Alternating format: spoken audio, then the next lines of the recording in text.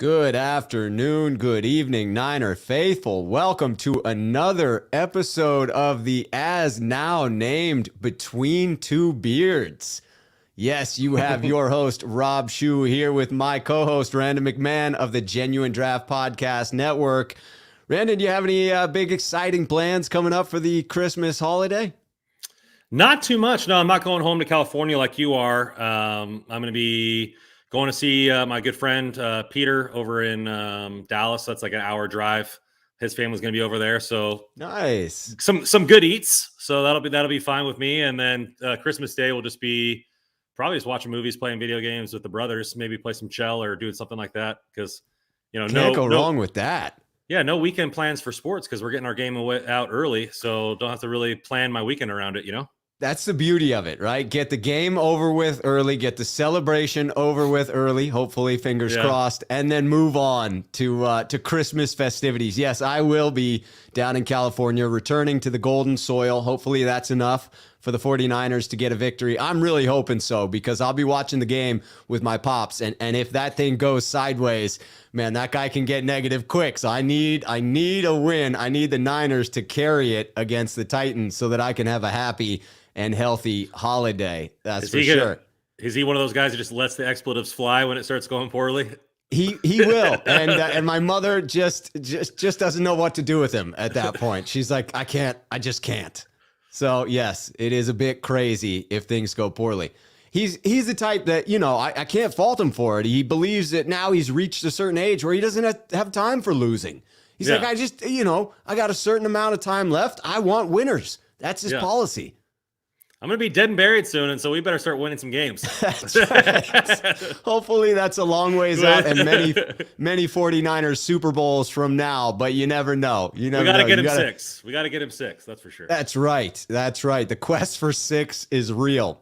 All right, so let's get into this thing tonight. We're going to start it out with a quick injury update of who's in and who is out for the Thursday game. For the 49ers, out for the Thursday game, Dre Greenlaw. Not a surprise there.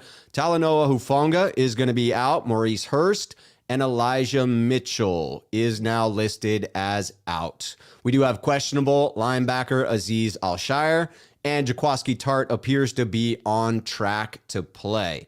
With the news of Elijah Mitchell, it almost makes me wonder if at the end of the last game where everyone was criticizing, including myself, criticizing Coach Shanahan for running Deebo a couple extra times, he only ended up with 6 carries.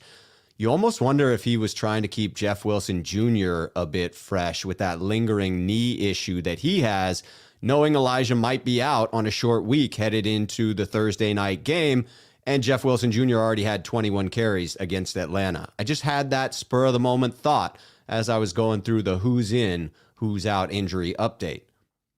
Yeah, I mean, you're looking at it as far as at the end of the game. You also wonder if Hasty's fumble in the beginning of the game kind of put him in that doghouse to where maybe he would have got more garbage time carries if he, wasn't in said doghouse. Yes, he was firmly in said doghouse at that point. For the Titans, this one is big in potentially both A.J. Brown and Julio Jones may be in for the game for the Titans. That will be a big test for this 49ers secondary. The big news on who's out, late scratches in Taylor Lewan, their left tackle, and Roger Saffold, their left guard, both out with COVID. Could be Kendall Lame at left tackle and Aaron Brewer at left guard, or some swapping of their right tackle, David Kessenberry, who's no star himself, coming over to the left end. It sets up nicely for the 49ers. Yeah, it'd be lame of me not to point out, going against backup tackles is a lot better than hitting the starters there. I caught that. For those that didn't, just go back and re-listen to it. It's worth it. It's worth it. Yeah, it sets up for a couple of these topics that we're going to be hitting in a bit. So again, the Titans players potentially in A.J. Brown and Julio Jones. I hear Julio Jones on track to play, A.J. Brown more of a game time decision, but that left tackle and left guard are out. Remember that when we get to this section talking about the 49ers pass rush. All right, getting into our next topic here. Yeah, we're gonna start with the mixed bag for Thomas, Ambry Thomas there. And, he had a mixed bag on the day. I thought he got beat a couple times, but I thought on a lot of some of the catches that he gave up, he was at the catch point for most of those passes. And so you got me thinking, what did you think of his day? I actually didn't think it was as bad as everyone else, right? I mean, so it was not a good game. Let me start there because people hear me saying it wasn't so bad and they interpret that as me saying that Ambry Thomas had a good game. It was not a good game. He struggled. And what I noticed in the eye test was he wasn't burned. He wasn't smoked. He was not in bad position. He was running hip to hip with those guys. He just couldn't finish, but he still showed the willingness to get in there and to compete on every single snap. I didn't see him losing confidence throughout the game, and I think Coach Shanahan touched on that himself as we got into the midweek pressers. Yeah, you've noticed with a lot of people who study more about the technique for corners, like Eric Crocker and those guys, saying that he's much more built to be a man corner. Yes, and so with the safeties over top, because our safeties are really good. I wonder if they're going to start putting him in more man. I know they don't play a ton of cover 6, allowing him to play man, and then Norman to play zone over there on that side. So I just wonder if they're going to give him in more advantageous situations to use that. Or if he's just getting better in zone, being that he's getting more starts, getting more reps, he's seeing more plays. I think it's probably a little bit of both. What do you think? Yeah, I think I agree here with BMF Ranger in that Thomas is a rookie and that sets up for improvement. If he were completely out of position, then I'd be worried about whether he belongs on the field. The fact that he's running with these wide receivers on a consistent basis shows to me that he's really cut out for the role and to improve your hand technique, to be targeting the ball, to find the ball in the air. Those things seem to me to be fixable, things that will come a bit more naturally to a rookie as the game slows down for him. We have to remember that even though we're late in the season, the 49ers were so reticent to put him out there on the field that he has very little play time. He has very little experience. It would have been nice to get him these reps early on in the season so that we could have seen that growth, and now we'd be dealing with someone who had a few more reps underneath their belt. But right now, it's the growing pains, and the 49ers are fairly fortunate in who they're facing the next couple of weeks, in that it could work out okay as he learns these things. Yeah, I think it's the thing that I really want to point to is the fact that he was at the catch point is my biggest thing. And when you're at the catch point and you're giving yourself opportunities to make picks, I mean, you look at a corner in Dallas named Diggs, like he's top in the league in interceptions, but he gets burnt a lot because he's trying to get to the catch point. He's trying to make a play. And so maybe a couple of those go, Thomas's way going forward.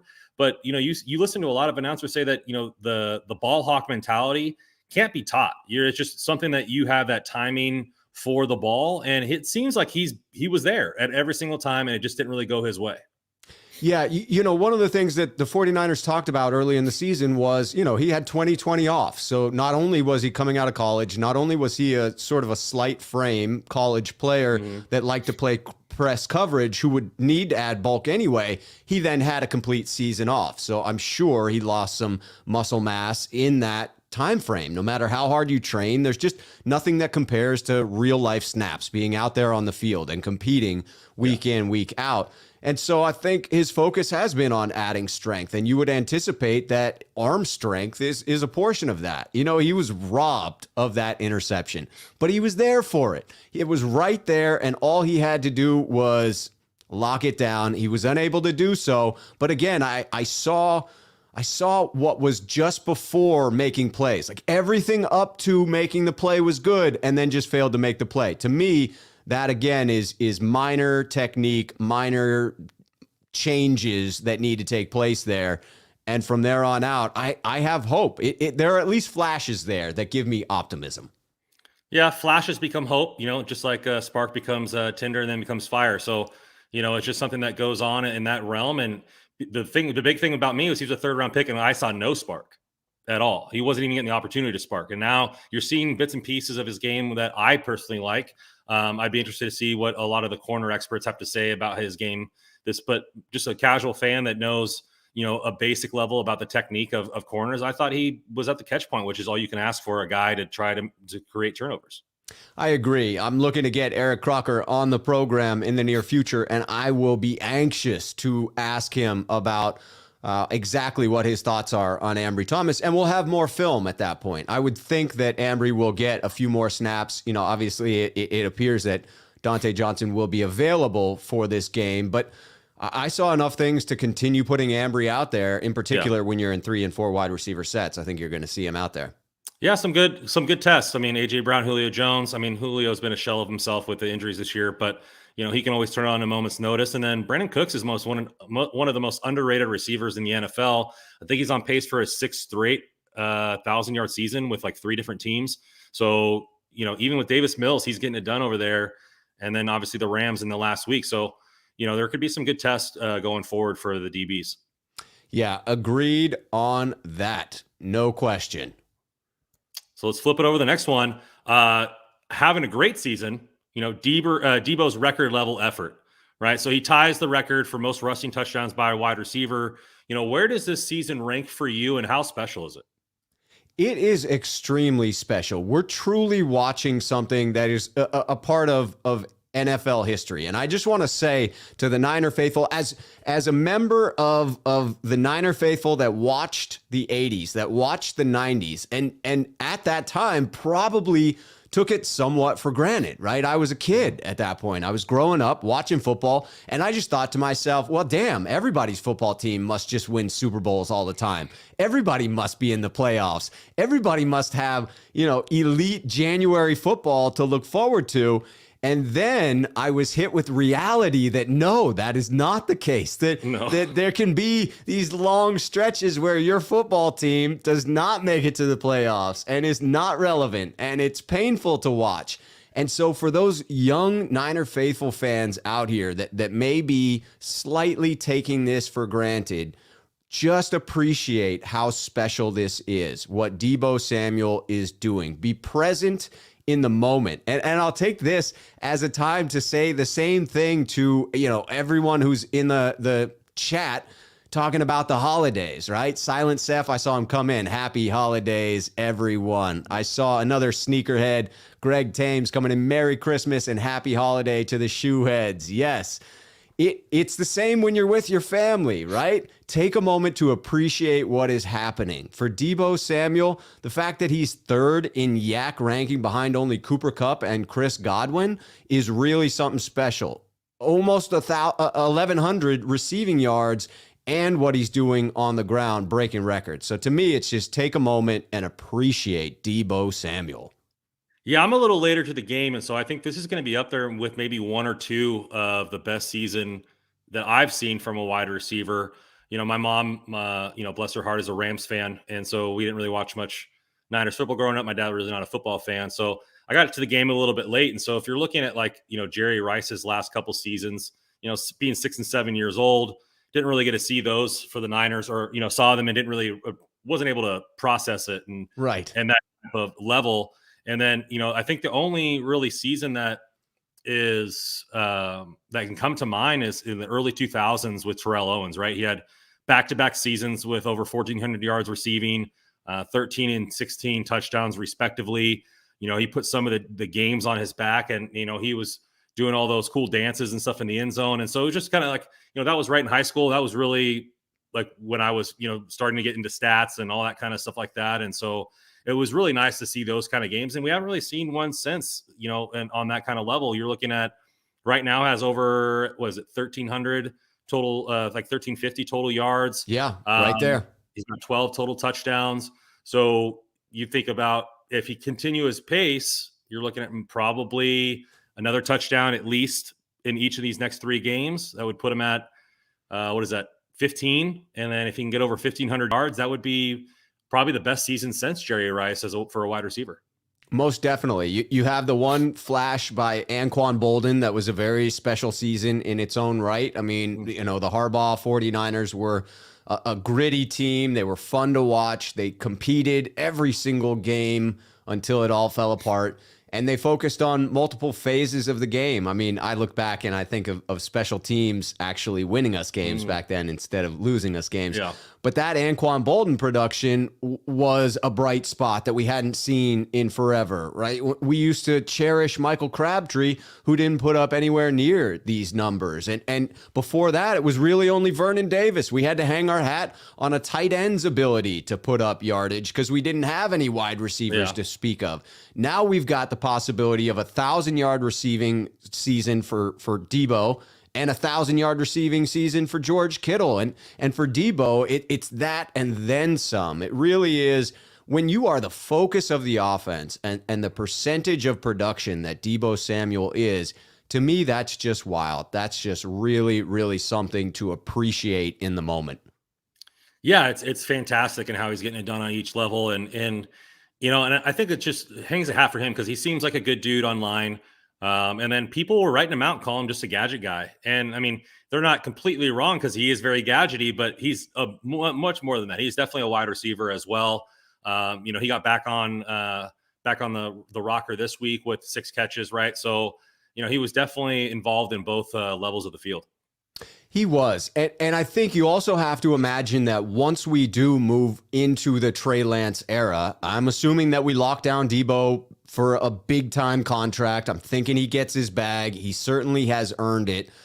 Once we get into the Trey Lance era, I believe Deebo is a much more capable deep wide receiver than he gets credit for because that's not really a big part of what we're doing with Jimmy Garoppolo back there and Kyle Shanahan attempting to maximize the offense to benefit Garoppolo's strengths. So you would imagine that will take the top off of the defenses as well and allow Deebo to average even more yards per reception, which is insane. I mean, he's already up there at 17, close to 18 yards per reception, but that's predominantly yak yards. Yak yards a bit redundant there, but it's typically the yak that gets him there. If it were deep shots added to that, I mean, hello. I'm going to go the other way on this. I think it's going to give him even more yak yards because you look at in a recent interview with Aaron Rodgers on the Pat McAfee show, I think it was. He said they are take one deep shot a quarter on purpose to let just to keep the defense honest. Even if they're running over them left and right, or the slant game is working, or whatever their game plan is, they want to keep them honest and try to throw deep at least once a quarter. And so if you're not seeing as many 8-man boxes because the deep threat of Trey Lance doing just that, it's going to open up the middle of the field, which means more yak yards for all included. Absolutely the case. And it will open up a lot more of the underneath stuff as well. It just forces defenses to look at something that's currently not a big portion of the 49ers game, and you would think it would help benefit the Kyle Shanahan offense. It certainly did when he was running it in 2016 in Atlanta with Matt Ryan, very capable of taking those deep shots to Julio Jones, who unfortunately it looks like we will be facing tomorrow. In case you missed the beginning, both Julio and AJ Brown looking like they will play tomorrow night. All right, let's transition that into our next topic, which is about avoiding that Titan pass rush. Asking the question, can the 49ers offensive line hold up against the Titans, which is a fairly elite pass rushing unit? It's really a 3 high-level D linemen that are contributing there. 3 of their D linemen contributing to getting after the quarterback. Harold Landry, their outside linebacker, leads the way with 11 sacks. Defensive tackle Jeffrey Simmons has 7.5, and Danico Autry at defensive end has 7 as well. And oh, by the way, there's Bud Dupree just coming off of injury, who is back again for this game. He's only got 2 sacks in 8 game plays. Games played, but you would think that he might be ready for a tear here at the end of the year. So it is definitely a case where the 49ers, if they are forced into obvious passing situations, could be in some trouble here. Do you see the right side specifically of the 49ers offensive line being up to the task against the Titans pass rush? I think they can. It's definitely our weakest part of the line. I think Laken Tomlinson has only had 1 sack on the year, and And Trent Williams might be having the best season by a tackle ever in the history of football. So you're looking at, that's obviously the weak side of our offensive line. Tom Compton's ranked, I think, top 6 last time I checked in rushing and run blocking for the wide zone, and he's like last in the league in pass blocking grade. So according to PFF, so that was before the Atlanta game. I didn't check it up or after he had that. another elite pass run blocking grade on that one. So I'm thinking that it only continues to average up. So you're looking at that there. And then another thing that is going to factor into the game plan is that the Titans defense is second in the league in rushing defense as far as yards given up per game. And so is that going to force the Niners to throw the ball more? You know, we had a good game against Atlanta having, over 5 yards a carry, I believe is what we ended up averaging. And so if we see one of those games where closer to 3 yards per carry and we're going to have to pass a little bit more and they're able to kind of pin their ears back, the game flow is going to be very indicative of, I think, what you're going to see from the Titans pass rush here, because like you said, they are 12th in the league right now in sacks per game with 2.5, right behind the Niners. The Niners are 11th. They're top 10 in interceptions. And so, you look at, I'm a firm believer that pass rush and coverage work well together. If you can get to the quarterback and force bad throws, or if the coverage helps, guard the wide receiver so you can get to the quarterback, they work symbiotically. And so top 10 in interceptions, top 12 in sacks per game. You're looking at a good recipe for a couple sacks against the Niners this week or tomorrow.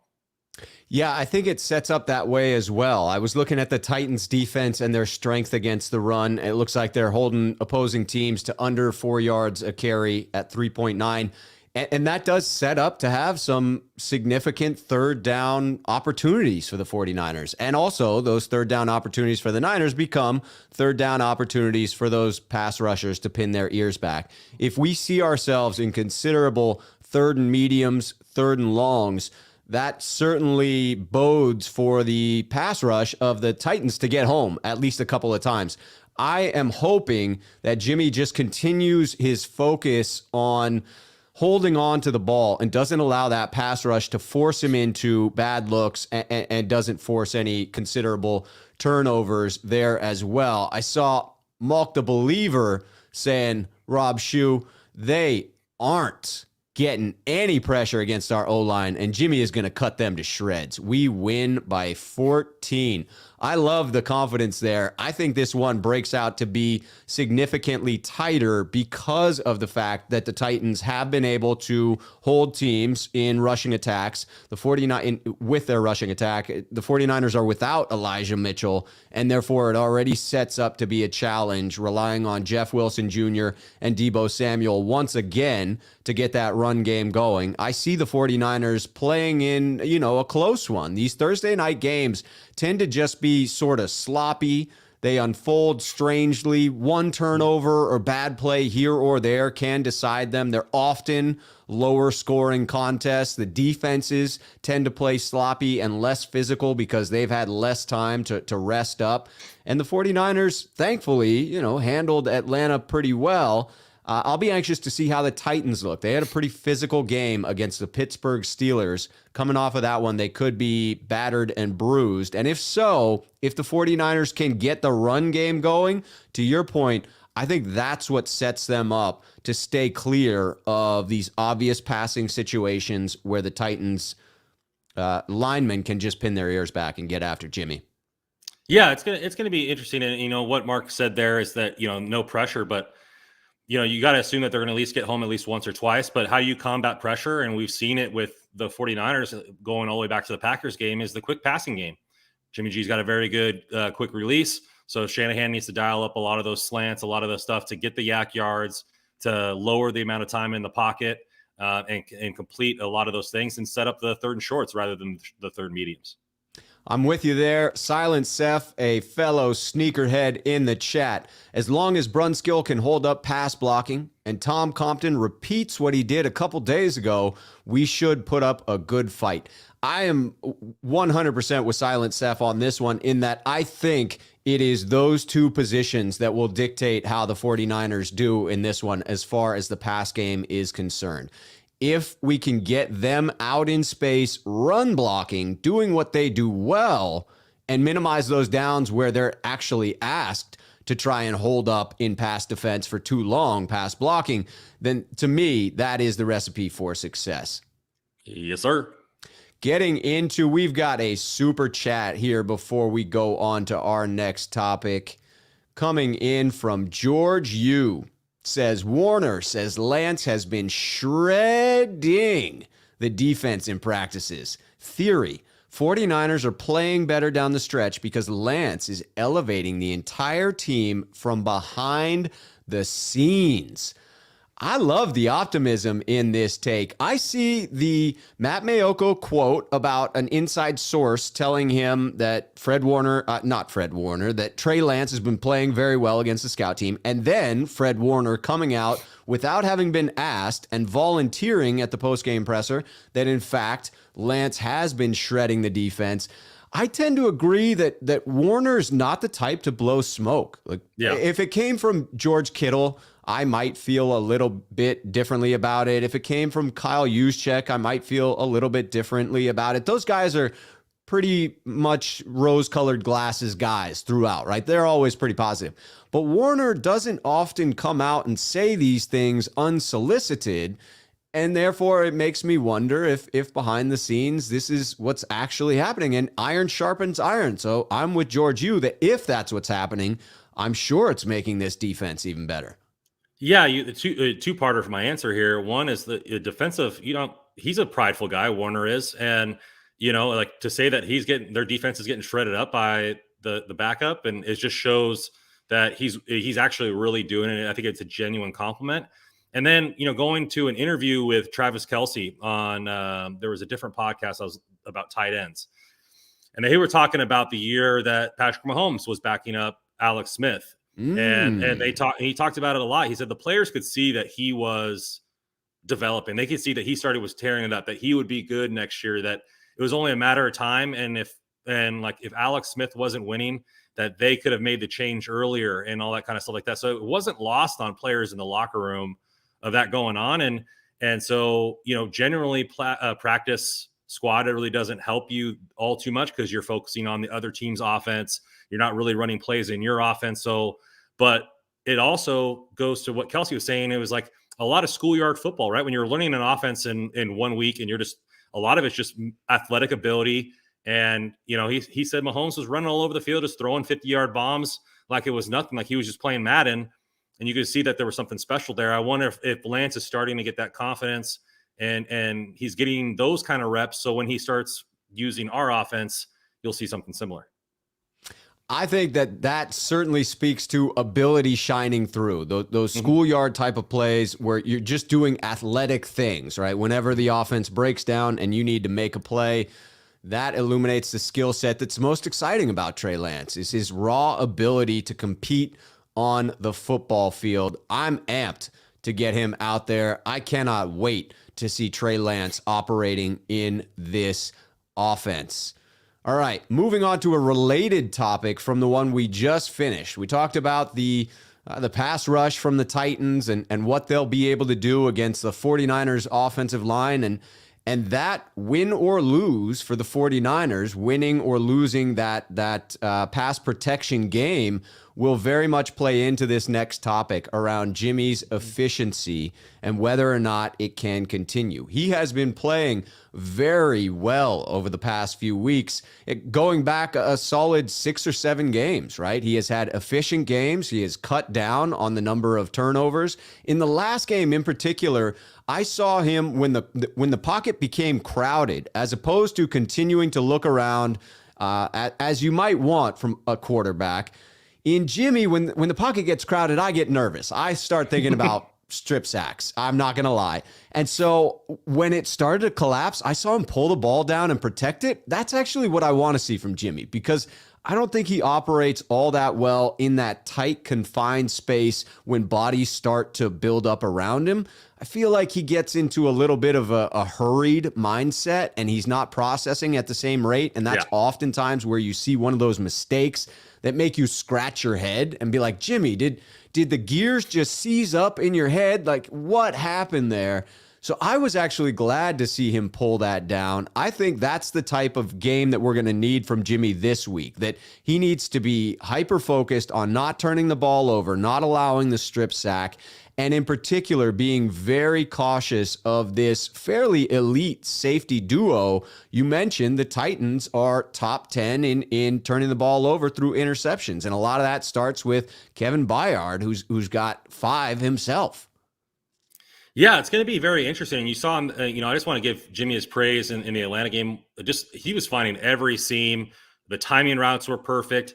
And so he was doing a phenomenal job. And they're not, I mean, the Falcons are, a little bit of a middle ground team as a team, but Terrell is one of the best corners in the league this year. I think he's only allowed one 50-yard receiver all year. And so, he's not no slouch to have one side of the defense being elite like that. And then he's no scrub. So you don't want no scrubs, and so it was just an excellent weekend. And I just thought he was threading the needle all the time, right? He's completing roughly 80% of his passes that game. He had over 10 yards per attempt, and which led to having 4 receivers having a catch of over 15 yards or more. And so whether it was in the air or yak, yards are yards. And so you're getting the timing routes allow for the receiver to be athletic, and you're getting in big chunks that way. And then he was also throwing the ball downfield. And so, as much as like I said, I will always say this, I wanted Lance to start from the beginning of the season. I always give players their due when they did a good job. And I thought this was one of his best games. He did the most of his opportunities. The running game was really good. And so you just saw him execute to not only multiple receivers, because that's been a knock on Jimmy, that he hyper targets one guy per game and stays with that person. Targeted multiple receivers. You had 4 receivers with over a catch of over 15 yards, in this game, including, like I said, Juwan Jennings, Ayuk, Deebo, and Kittle, and 80% completion rate, and didn't turn the ball over. What more could you want from Jimmy there?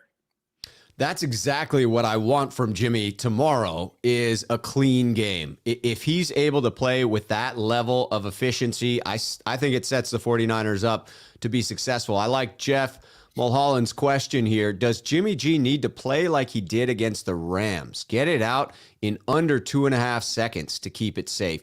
I don't know that the Titans pass rush is that elite, but certainly that would help. The quicker the 49ers are able to get it out, in particular on those obvious passing downs, that means that the offense is operating in such a way that it's firing on all cylinders, right? Typically, when you see a play call come in, Jimmy hit the first read, offense is humming, Kyle gets into a rhythm. Like the 49ers are very much a rhythm offense. And when things are going well, they tend to go quite well. It's when things break down that you often start to wonder about that snowball effect. When the 49ers get behind and down in distance, whether that is a sack on Jimmy or whether it's a penalty by the offensive line, a simple hold can really set this offense back. For as many chunk plays as we've seen recently, the 49ers have not hit those consistently. If it comes down to a matter of needing to hit those to win a game, I just don't know where my faith is with that. What are your thoughts, given the fact that the 49ers have done better at some deeper passes, whether it is through Yak or whether they're longer passes to a couple with Juwan Jennings? Do you have faith that the 49ers can remain consistent in attacking defenses in that way? Yeah, you have to be, because like I said with the Aaron Rodgers quote, you have to keep the defense honest. And Shanahan has to call a symphony in this game. He has to spread the field out wide, down deep. And then really that allows where Jimmy shines, which is in the middle of the field, and then we need to run the football effectively. So, there's a lot of stuff in this game that you could point to, that I could see pointing to on Friday if the pass game wasn't successful, right? The long trip on a short week. You have the great rushing defense, and Jimmy's 2-3 on the season when he has to pass over 30 times. So there's a lot of other things like that go on. The elite safeties help over there, the interceptions and all this kind of stuff like that. Where I think that Jimmy's going to be successful and the Niners are going to be successful is that the Titans are -7 in turnover differential, which means they're turning the ball over a lot. Yes, right? They are. AJ and Julio have had a lot of soft tissue injuries. Are they going to be able to stay in the whole game? And so like that. So can the defense give the Niners short fields? And then the Niners are number 1 in the league in red zone conversion for touchdowns. will they continue that and get those easy scores that you need to get up early to rely on what Shanahan wants to do, which is run the football? Amen to that. Our identity of running that football. Getting to a couple of comments before we head into our next topic. Matthew Mears, Tannehill exposed without Henry. He certainly is struggling these past few weeks. The last 3 games in particular have not been good for the Tennessee offense. You do wonder if he's due for a bit of a bounce back game. And with 2 weapons coming back and a suspect 49ers secondary, that's my one area of concern. If I think this game is going to get out of hand in any way, it's with regard to those studs on the edge in A.J. Brown and Julio Jones. And I tend to think, as you suggested there, Randon, that they will be limited in their snaps. The Titans tend to do that quite a bit more than any other team with players coming back from injury. Limit those snaps coming in. You know, an ex-player head coach that's sensitive to coming back from injury and not re-aggravating. I just think Tannehill's game, just to comment real quick, yes, is the play action game, right? The Titans can still run the football. Yes. But what Derrick Henry does is he stuffs 8 people in the box, and that allows for one-on-ones on the outside. And also, Tannehill hasn't had both of their number 1 receivers on the field at the same time, but maybe 1 or 2 times a season, I think, if you go back on the injury history. So I wouldn't say he's exposed, but he relies a lot on play action, which Jimmy does as well. And so when you don't have 8 people in the box guarding the run and allowing for one-on-ones on the outside, which AJ and Julio can beat one-on-one coverage, the play action isn't as effective. And so the exposed isn't the word I would use. I think he's missing his weapons for sure. No, that's a good call out. I don't find Tannehill to be a subpar quarterback either. And that tends to be what I would associate with that terminology of exposed. Yep. And so I think you're right. It's a much more nuanced answer for that. And to the 49er faithful who are calling for Julio Jones, I mean, with our injury history, we should be pretty grateful that we haven't had him sitting on the bench for us most of this year with all of our other injuries as well. Chris coming in with the super chat, one of our sneakerheads here. Over under, he wants to know, Deebo, 75 rush yards. As much as I love what Deebo is doing in the run game, I have to think that he would be on the under here. I'm looking at Jeff Wilson Jr. with 20 to 24 carries, somewhere in that range, much like he had against Atlanta. I'm hoping he breaks the century mark. I think we have significantly more carries for Jeff Wilson Jr. Deebo, even after carrying those couple of ones at the end of the game, still only came away with 6 carries. So unless he really breaks a big one, if they keep him in that 6 to 8 carry range, I'm taking the under there. Yeah, I'd smash the under too. You're looking at, he'd have to have almost 10 yards of carry at 7 carries or more. So it's just, I would smash the under too. I would smash the over on 100 all-purpose yards though. Yes. 100% on that. Headed into one of our last topics here. Yeah, is Arden Key enough? You know, we've seen it, Bosa almost averaging, a sack per game, it seems like, and it's almost, and with the hundreds of holding penalties that should be called, he's being a beast. But the rest of the offense or defensive line hasn't really shown up. Eric Armstead isn't making his money. But Key has had a sack in every game, I think, of the last 6 games besides Minnesota. And so, is he turning it on late and giving a presence that we desperately need on the other side? I think that it's getting close. My short answer is no, that Arden Key isn't enough. Not yet. But I'm seeing signs that maybe this is what we need, that maybe Arden Key will be enough down the stretch if he continues the way in which he's playing right now. If you average what he's done over the length of the season, it's not quite as impressive, right? It becomes sort of an average season for somebody. But if you look at first half of the season versus second half of the season, the dude is absolutely lighting it on fire. And so if he can continue at this pace, if it truly is that the light came on for him at some point, that the coaching from Chris Kosarick really just awakened the inner beast in Arden Key, then it could be enough finishing out this season. It could be enough going into the playoffs. I think that we'll need a bit more from the opposite bookend, opposite Bosa.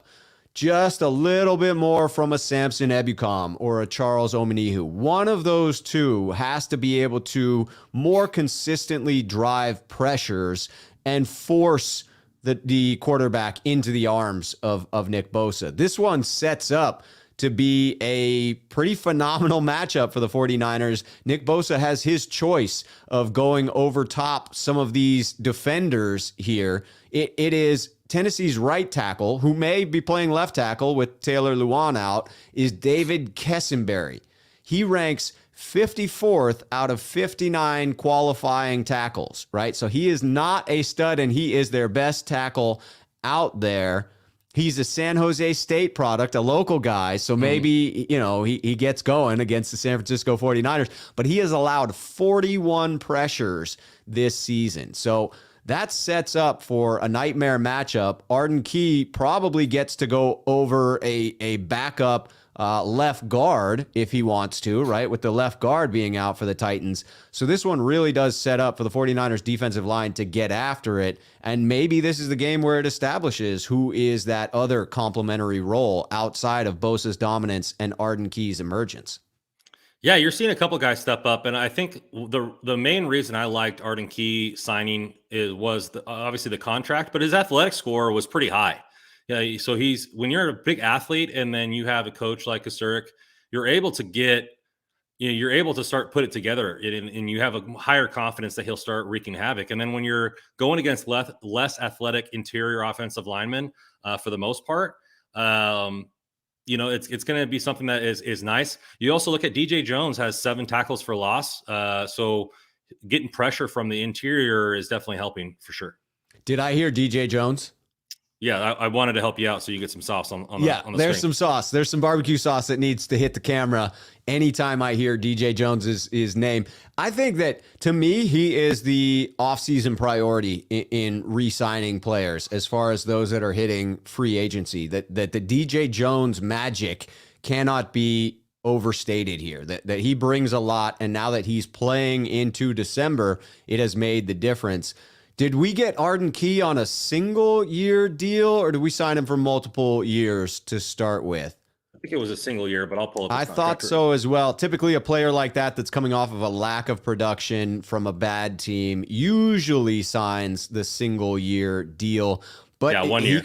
He could be another one that you want to bring back. I mean, there's no question that he's had a resurgence, an awakening to his career. He only had 3 sacks his first 3 years with the Raiders, now has 5 with the 49ers, all of them coming in the second half of the season, again, where he seems to have awoken like a dragon from a slumber and hopefully finishes this one out, breathing fire all over quarterbacks the rest of the way.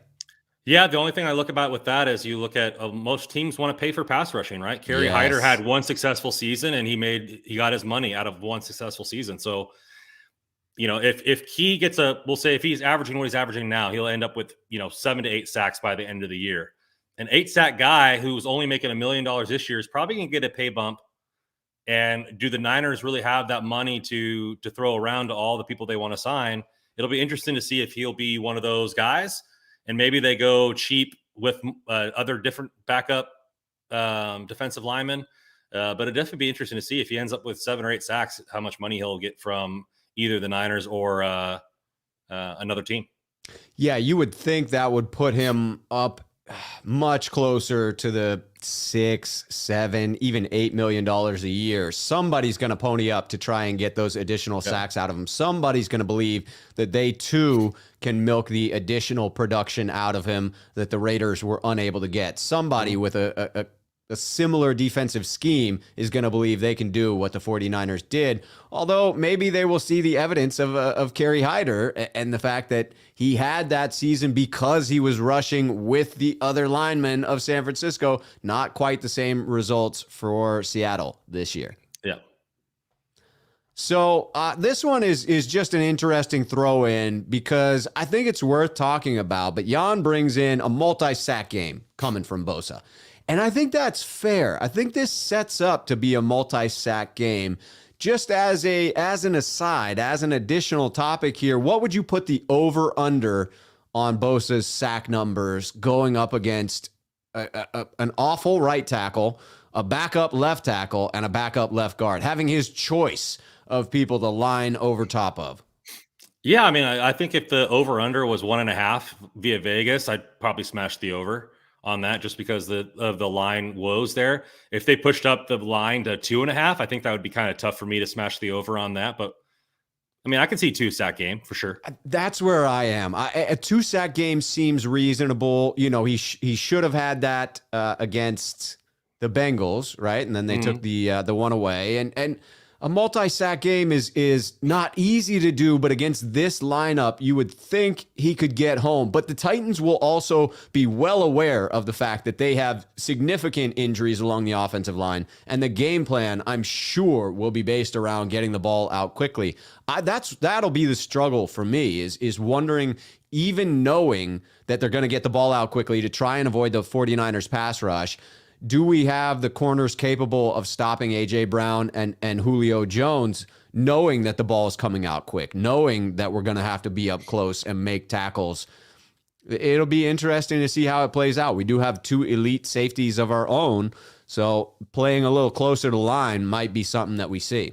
Yeah, I mean, it's definitely something to look at. And, he's going to get double teams. He's going to get chipped by the running back and the tight end. And so, and then you're also going to see is, how much of the game are the referees going to let go? Because he's obviously getting held at least once every game, if not more. And so if they start calling those things in the season and then the Titans are, first and 20 or second and, 15 or whatever, then he can pin his ears back more. So if the refs give a little help, offensive line, you could see a 3-sack game, but I would smash the 2, for sure, I think. I'm with you there as well. Jan, but a different Jan comes in to say Bosa with 2 sacks. So he's in agreement there with us. Smart man. I'm bringing in a sneakerhead because I always do. Always love to. William Bennett saying DJ Jones or whoever in the middle of the D line needs to have a big day because it gives me an excuse to throw another shot of DJ Jones and Big Dave's barbecue sauce up there. All proceeds, portion of the proceeds go to charity. I get nothing from them. Just to clarify there, that is not a paid sponsorship, just like doing good things for good people. All right, that takes us into probably our final topic here of handling business. The 49ers, and in particular, those of us in the faithful, I'm talking to myself here as well, really need to stay focused on 1 week at a time. I can sense it in the chat. I know it to be true for me as well. There are a lot of playoff scenarios out there. There are a lot of dreams that still exist. Hell, the 49ers could potentially still win the NFC West, right? If things broke their way, Arizona would need to lose every single game for the remainder of the season. The Niners would need to win every single game for the remainder of the season. And the Rams would need to drop one of the 2 that they don't play against San Francisco, and then obviously drop the one to us if we need to win all of ours. But to get into those scenarios, to start playing around with the playoff machine, to begin talking about, well, obviously we'll beat the Titans, the Texans, I should say, and then it'll be on to LA. To overlook the week in front of them, both for the 49ers and for us, the faithful, seems to be a huge mistake right now. 100%. I mean, any given Sunday is crappy as that saying is, and I think that's a saying that a lot of losing teams say to give themselves hope going into the week. But you got to beat these teams that you're expected to win against, right? I mean, so they should handle Houston. Houston's been shut out, I think, twice this year. I think Davis Mills is having the second best quarterback season from a rookie, silently. And, Cooks is a good team, but you got to take it 1 year at a time. You can't control what other people are doing. And if you look at the Niners schedule, we play 2 teams who aren't even in our conference, and then we play the Rams. So realistically, if I don't want to be a Debbie Downer, if we're not the first seed, then what's the point? We still have to play the first week. We're playing at home. The Niners have a losing record at home. I'm sure the players would like to play from the faithful. I'm sure the faithful would like to go to another game for sure and be loud in that MF or up in there, and create as much havoc as they can for the teams. But, ultimately you just got to win the games in front of you. And like trying to follow all these lottery balls is cool, for hypotheticals, but let's just win games, and do you honestly think that Arizona is going to lose all 3 and the Rams are going to lose 1 or 2? Do you think of the Rams, they're probably not going to sit their starters if there's actual games to be played, week 17. So can it happen? Cool. Would it be lovely to happen when the NFC West when nobody thought we could? Yeah, as a fan, I would love that. And we get a home game, and it most likely would be on prime time. But you're still facing the same opponents. There's really not going to be a lot of difference in the opponents that you might face, and they're all tough, right? I mean, they're all tough. All the opponents that we could possibly play being Tampa. I mean, they lost Godwin, so that's a huge loss. But Tampa, huge loss. That's brutal. Green Bay, the Buccaneers, Arizona, should get D-Hop back for the playoffs, and the Rams and Cowboys all have top 5 or top, I think, 6 offenses. So, we're even if we win the division, unless we're getting the 2 seed and we're playing a 7 or the 7, you're looking at playing a tough team, a tough offense that we're gonna have to keep pace with, and so it's gonna be a tough sledding either way. I think from a pride standpoint, with like you and I have talked about, with just wanting to see football in January, that means something. I think it would do a huge for not only confidence in the players, but a confidence in the fan base, and having seen something of a I don't know if you call it historic, but a great comeback to a crappy part of the first season. Seeing Jimmy play some of his best games as a quarterback, and being able to see some meaningful football for once. Yes, meaningful football would have a lot of meaning for me. That is my Christmas wish, is that, yes, we play meaningful football in January. That's phenomenal. I am with Tribe here in the idea that the 49ers have to be focused on this week.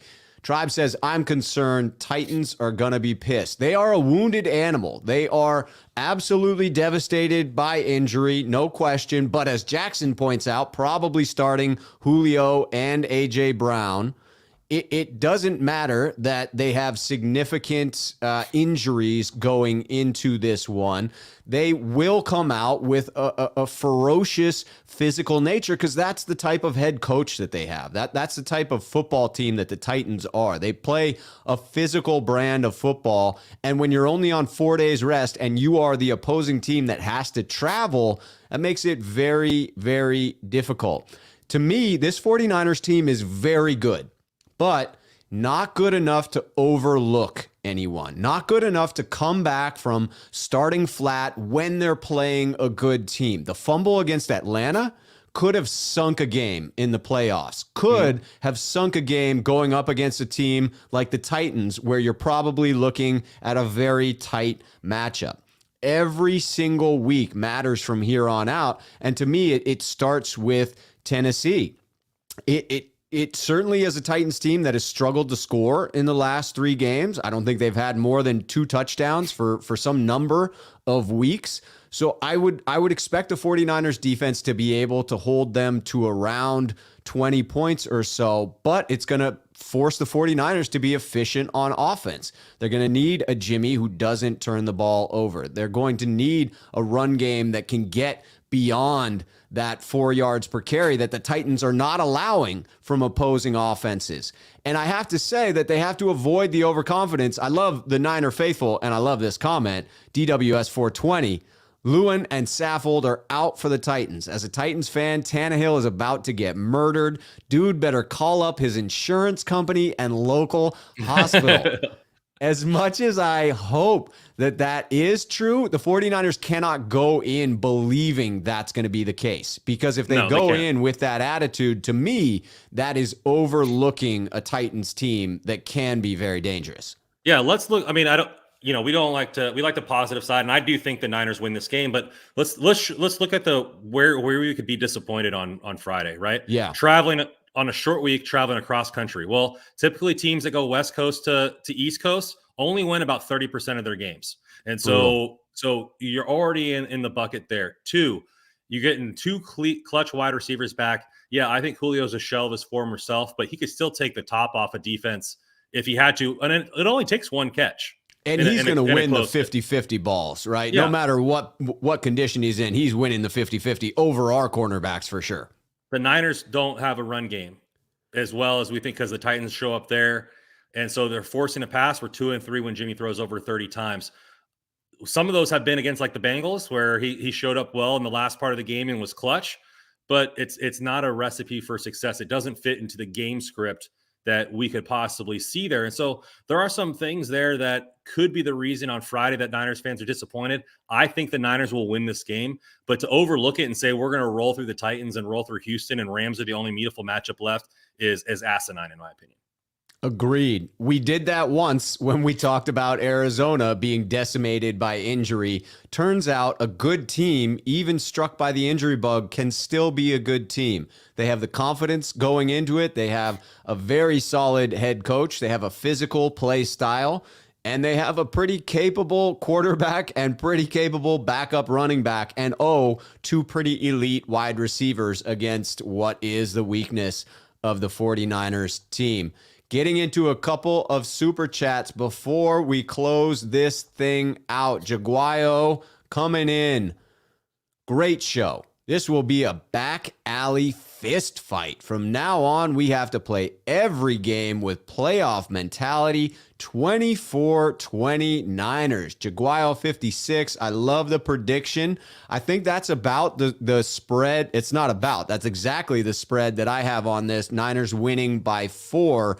I do think it's going to be a back alley fist fight. I do think it's going to be a nasty physical game. I will not be surprised if we see a couple of scuffles unfold in the trenches, guys just blocking a few seconds longer, getting in each other's faces, and it being sort of that type of game where, players are stepping on each other's toes.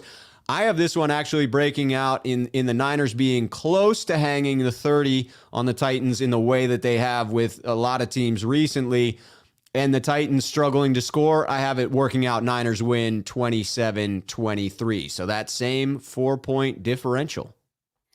Yeah, I think I think maybe a couple people have alluded to it is the turnover game for our defenses is the Titans, like I said, -7. So that means they're giving up more than they're getting. Over 11 interceptions, over 11 forced fumbles. And so Norman, fumble king. You have the strip sacks from Bosa really lately with the offensive line being poor for the Titans. And so if I'm going to play, if I said the reasons the Titans win, I'm going to say the reason that the Niners are going to win is the defense is going to walk all over the offensive line, force Tannehill into some awkward situations. And even if you have good wide receivers, if you're forcing him in awkward situations, he's been proven to throw some interceptions this season. And then they fumbled the football. So they're on all these backup running backs. Deonta Foreman hurt his ankle last game. He retaped it up, was back out there, but that's going to be tender on only a couple days rest. And so you're going to be that cavalcade or the carriage of the run team back there is going to be up in the air. And so I think the Niners defense are going to have to punch him in the mouth first in this fist fight.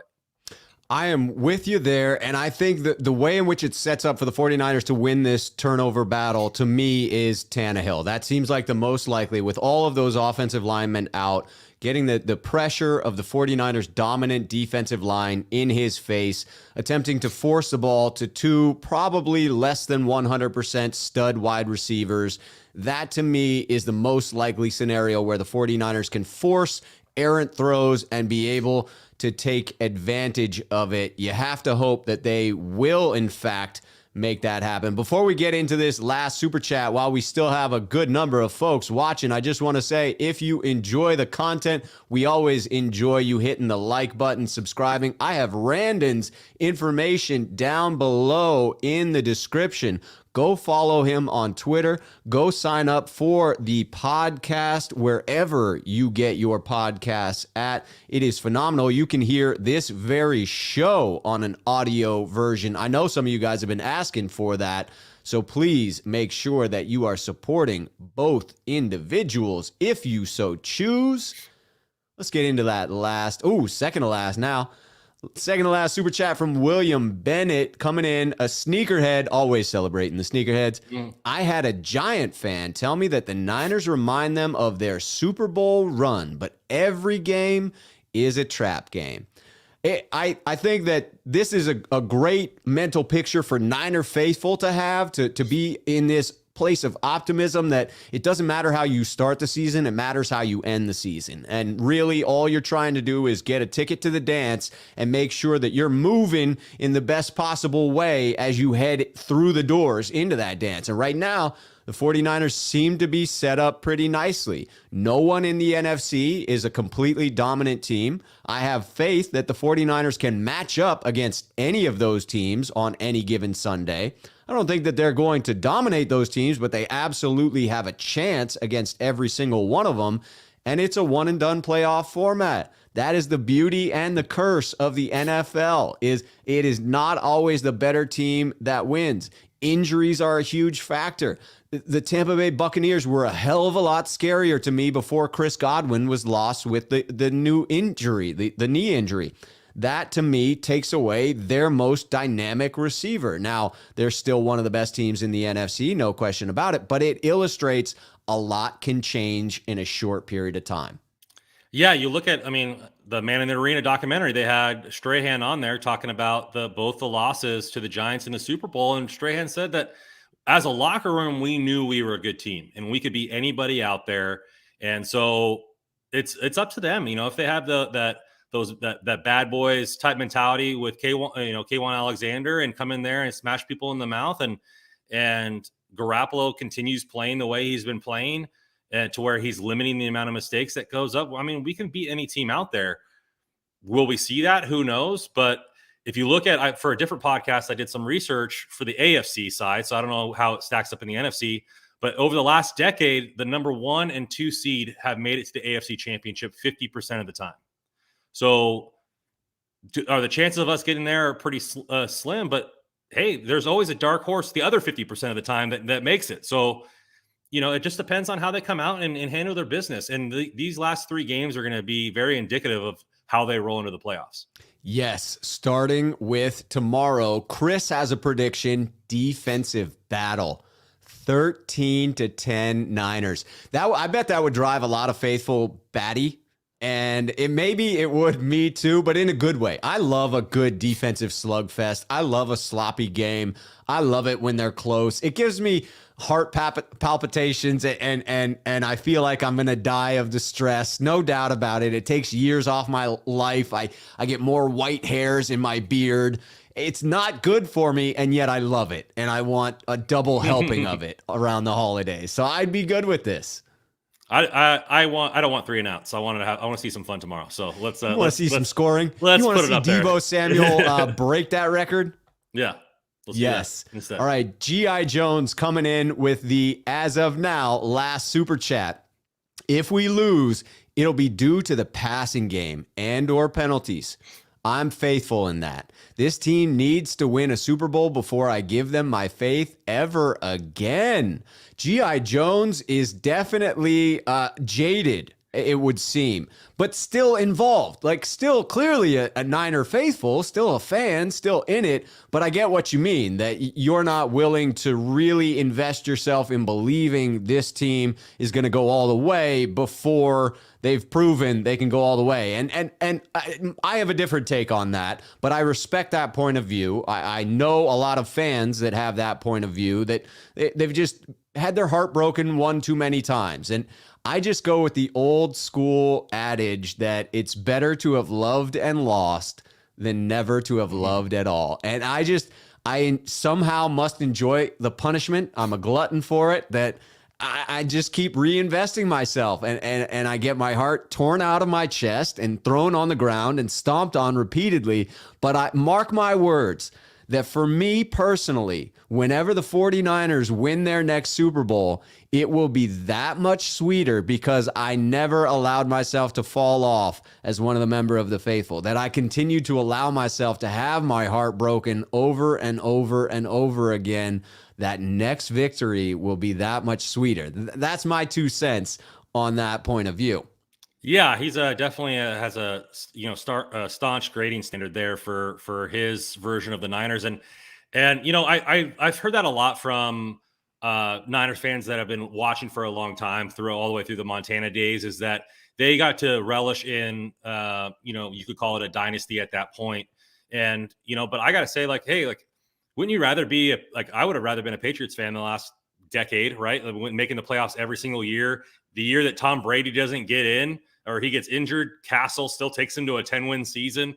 And so it's I just want winning seasons. I want consecutive winning seasons. I want to my expectations to be met every single year. And like you said, is once you get to the dance, anything's possible at that point. And so I want them to win. Was my prediction Super Bowl or bust this year coming in? No, because I didn't think that they were stacked up overall with a lot of the other teams.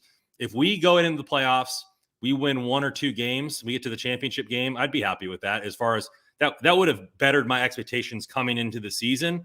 Will I still be sad that they lost the game? For sure. But then, we're starting to see more of a winning culture. And then, we get Trey Lance next year and all that madness. So I think it'll be a good finish there. Amen to that. I look forward to the future because I believe that the future is bright. I see people faithful to the Bay in the chat. And this one got me. Jan, faithful. I hadn't seen it before, and you got to sort of look at the spelling in order to get it, but faithful instead of faithful. I love it. So that takes us to the end of the show. It is, the Christmas show. I will be, that's not true. I will be live after the game tomorrow, but I am flying out tonight. That's why we can't go long on this one. We got to end this show so that I can catch a flight out of PDX from Portland down to Charles Schultz tiny little airport in Santa Rosa, California, named after the guy who did the Peanuts cartoon, Charles Schultz, and get down there onto the golden soil again so that I can be in California to watch this game tomorrow night. I'll be going live from California tomorrow post-game, but then off for Christmas, enjoying a little bit of time. We'll try to come back on Sunday or Monday.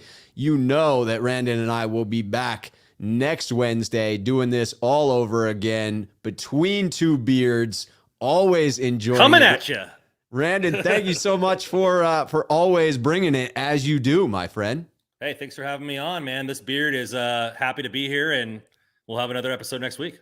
Yes, and we have a freaking football game tomorrow, faithful. So until then, you're done. Until tomorrow, cheers, 49er faithful.